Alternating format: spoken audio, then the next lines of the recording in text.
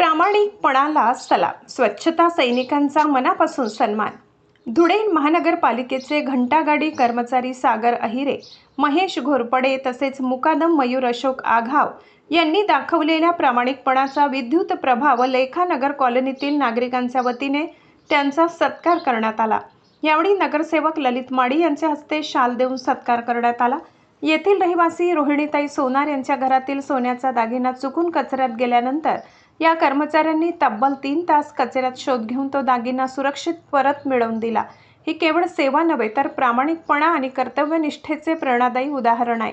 ही घटना माननीय आमदार अनुप भैया अग्रवाल यांना सांगितल्यानंतर त्यांनी तात्काळ या प्रामाणिक कर्मचाऱ्यांसाठी 5,001 रुपयाचे बक्षीस जाहीर केले. अशा स्वच्छता सैनिकांमुळेच नागरिकांचा प्रशासनावरील विश्वास अधिक दृढ होतो. या प्रसंगी केदारेश्वर महादेव मंडळाच्या रेखाताई कुलकर्णी, ठाकरेताई, महालेताई, पल्लवी सौंदाणे, प्रतिभा पाटील, तामखाने मावशी तसेच कॉलनीतील महिला व ज्येष्ठ नागरिक मोठ्या संख्येने उपस्थित होते. नंदवैभव न्यूजसाठी गोकुळ देवरे, धुळे. प्रभाग नंबर 1 आणि माझं नाव का रोहिणी तुषार सोनार. आणि म्हणजे माझ्या लक्षात आलं त्यांची गाडी उभीच होती. मी कानाला हात लावल्याबरोबर मला लक्षात आलं फिरकी मला खाली सापडली, पण कानातलं झाडण्यामध्ये गेलं माझ्या. आणि माझ्या मुलीने त्याच्यात कचरा टाकून दिला. पण मी 100% त्यांना सांगितलं का कचऱ्यातच गेलेलं आहे ते. घरात मी पूर्ण शोधलं पण मला नाही सापडलं ते. पण मी त्यांना सांगितलं मला कचऱ्या गाडी पूर्ण उपसायची आहे आणि त्याच्यातच शोधायचं आहे.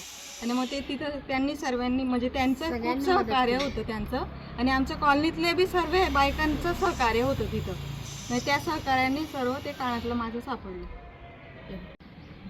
प्रभाग क्रमांक 1 मध्ये आज घंटागाडीचे चालक आमचे महेश घोरपडे पाटील तसेच सागर अहिरे यांनी आज एक सगळ्या शहराला एक अभिमान वाटेल असं काम केलं की आमच्या ज्या रोहिणीताई होत्या, रोहिणीताईंचा सोन्याची वस्तू आपल्या डस्टबिनमध्ये टाकून त्यांनी घंटागाडीत टाकून दिली होती. त्यांच्या जेव्हा लक्षात आलं तेव्हा या घंटागाडीच्या सर्व चालक आणि पूर्ण टीमनी थांबून 3 तास ते शोधून त्यांच्या हातामध्ये आज ती लाखो रुपयाची वस्तू त्यांची मिळालेली आहे. पण त्यांचा प्रामाणिकपणा हा पूर्ण आपल्या प्रभागाला नाही पण शहराला त्या अभिमान वाटेल असं यांनी आज केलं आहे.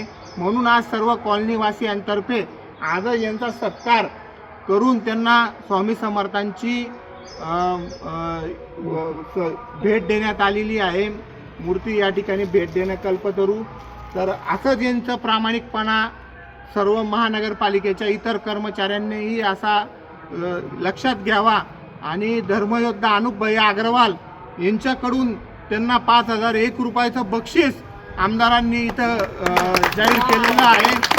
तर एवढं बोलतो. जय हिंद, जय महाराष्ट्र, जय श्रीराम.